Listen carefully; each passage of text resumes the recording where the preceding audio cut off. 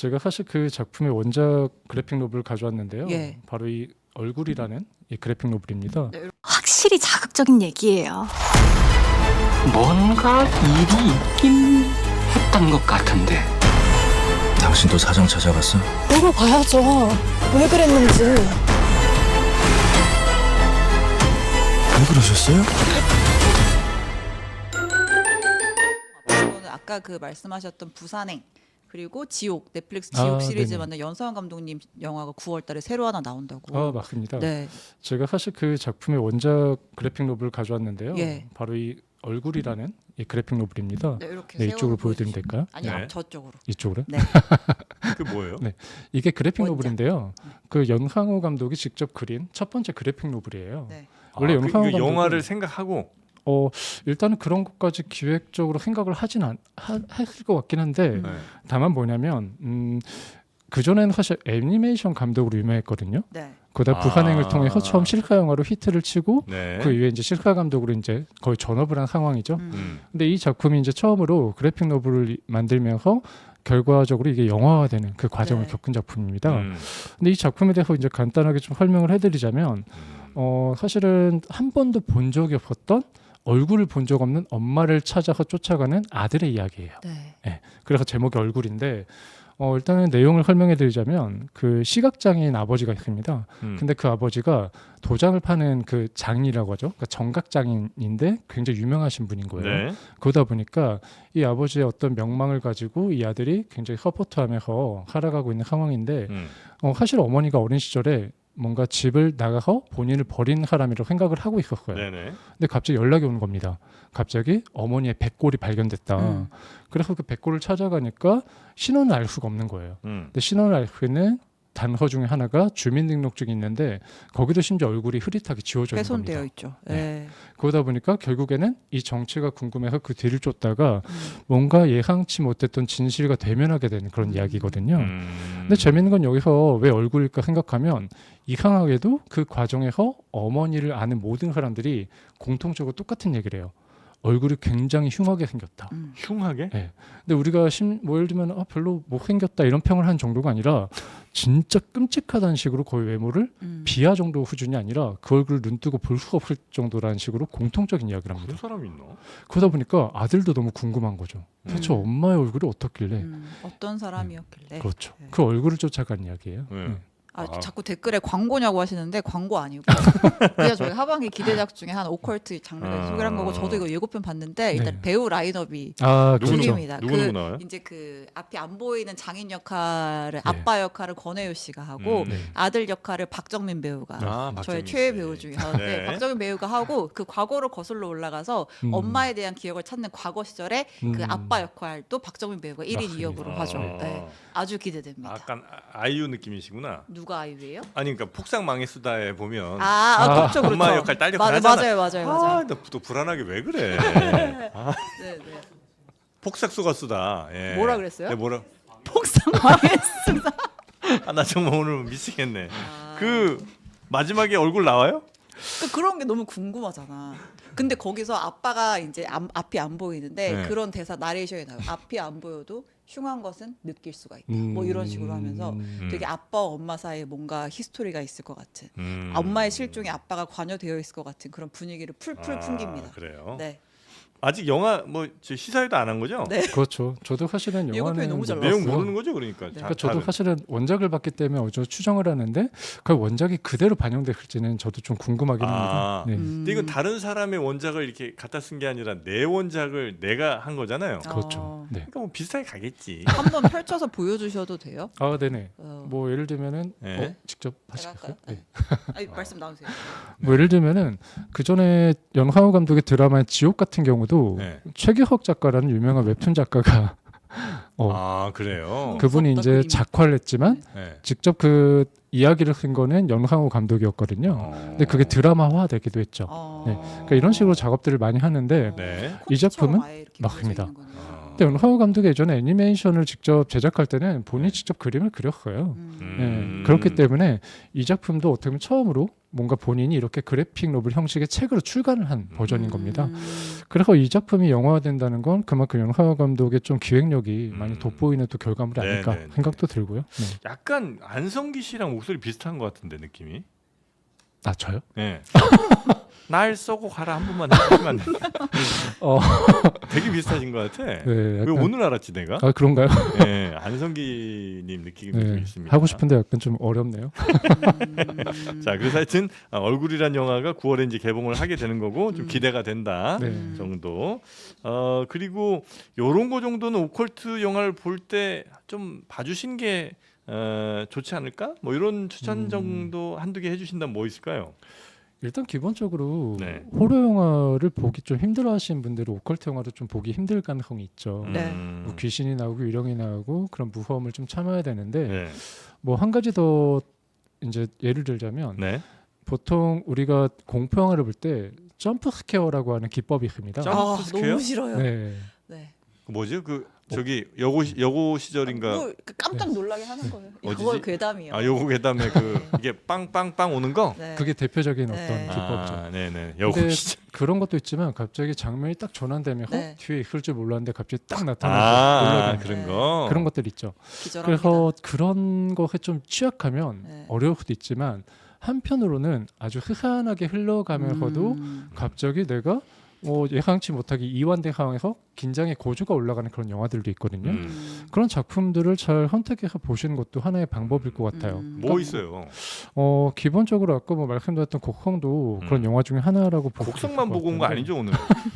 영화 배우는 거 아니면 아. 곡성만 하면 어떡합니까? 댓글에 또 많이 네. 나오는 게 네. 미드소마, 네. 미드소마. 유전, 어, 아리에스터. 아레스터의 미드호마 유저는 사실은 거의 21세기를 대표하는 네. 그런 약간 오컬트 영화를 좀 현대적으로 많이 반영한 작품이라 볼 수 그 있는데 소마라는 네. 미드가 아니고요. 네, 지금 나오고 있는 게 미드소마가 제목입니다, 여러분. 네. 맞습니다. 저게 미드 썸머인 거죠. 맞습니다. 한여름 여름 네. 방학 때 아. 어떤 무슨 이제 그 남자친구가 원래 잘 알고 있는 가족 마을로 오, 맞아요. 놀러 가는데 네. 거기서 거기에 약간 광신도 집단들이 모여 맞아요. 있었고 그 네. 사람들이랑 같이 뭔가를 하다가 음. 벌어지는 사람들이 하나씩 죽어 나가고 네. 네네네. 그런 얘기예요. 그 소마가 사실은 그 스웨덴어거든요. 네. 그 영화의 배경이 스웨덴이에요. 네네네네. 그러다 보니까 백야가 계속 지속이 됩니다. 해가 안 져요. 네. 네. 근데 그 상황에서 어떤 느낌이 드냐면요. 저희가 한 3일 동안 눈을 안 감았을 때 무언가 느껴지는 그런 피로감 같은 게 그 영화에서 좀 느껴지는 것 같아요.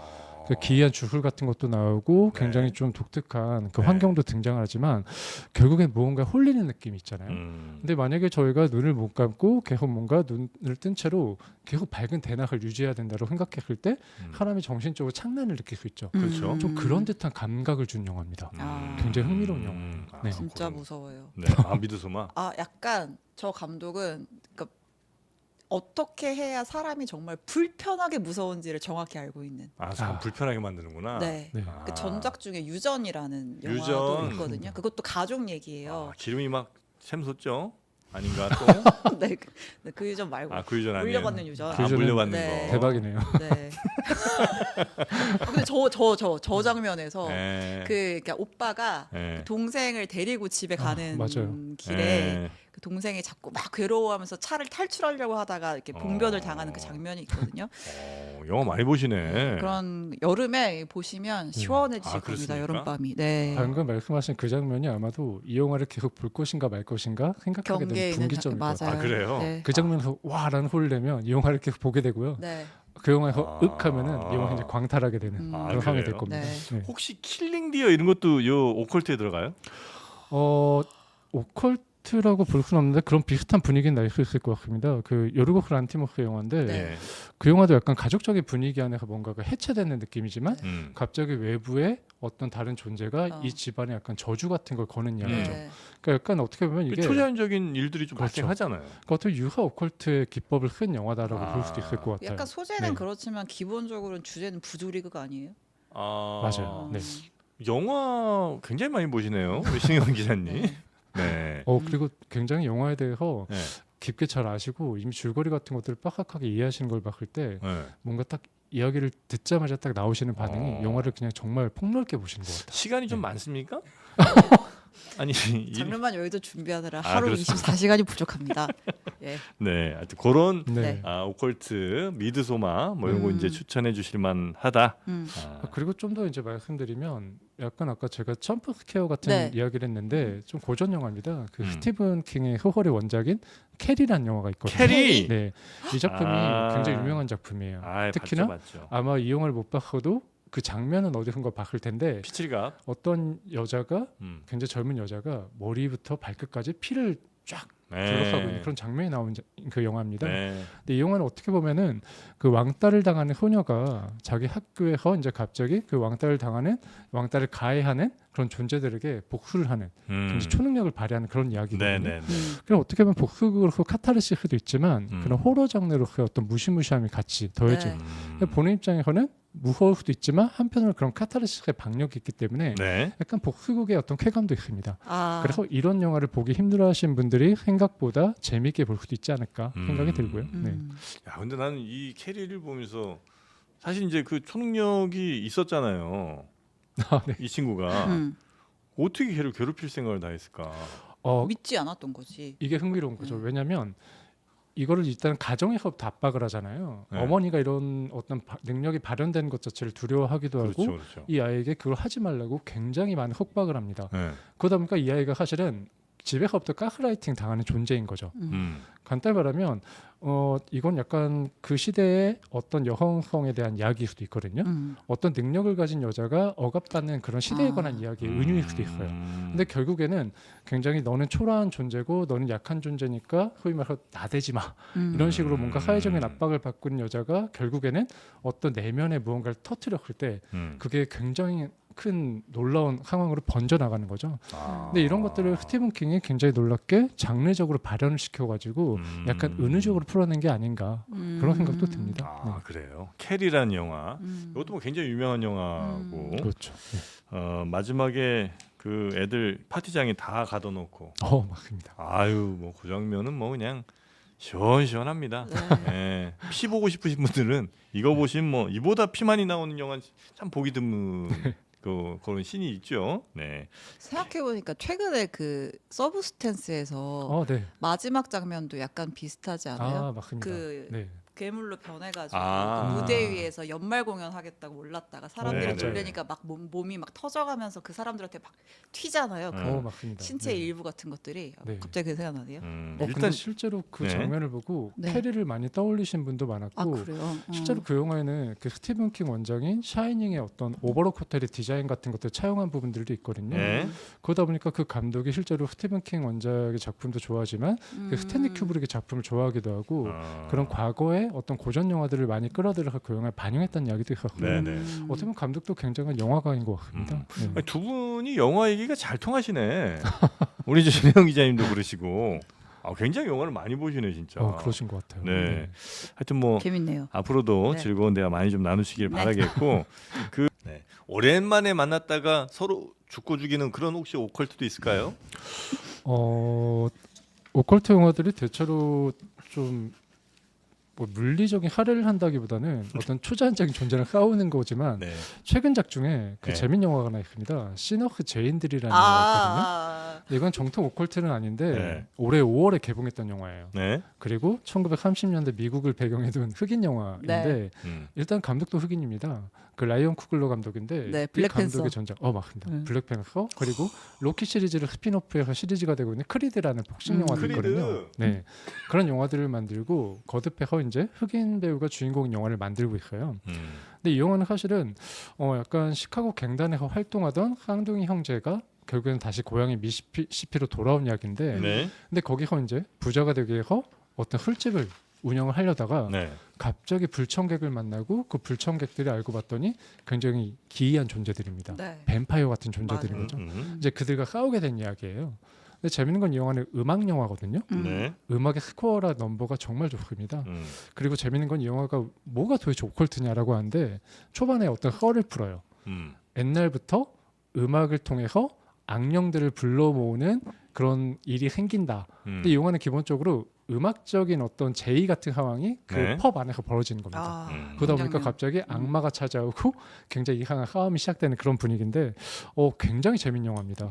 그렇기 때문에 일단 시너스 제인들이랑 제목이 주는 약간 오해가 있는 것 같아요. 그냥 뭔가 포스터만 봤을 때도 뭐지 허브의 총잡이 이야기인가? 뭐 이런 생각이 드는데 이건 네. 정말 기상천외한 그리고 굉장히 신박한 걸작이기 때문에 기회가 되면 꼭 보셨으면 좋겠다. 네, 네. 알겠습니다. 오랜만에 만나서 서로 죽인 얘기 없냐고 여쭤봤는데 갑자기 시너스 얘기를 하셔서 조금 놀랐습니다만 네. 여튼 시너스도 굉장히 추천할 만한 영화다. 왜냐하면 이 영화에서 서로 진짜로 죽이는 관계가 나옵니다. 아 그래요? 아 그리고 음악이 굉장히 좋은 영화고. 네. 네.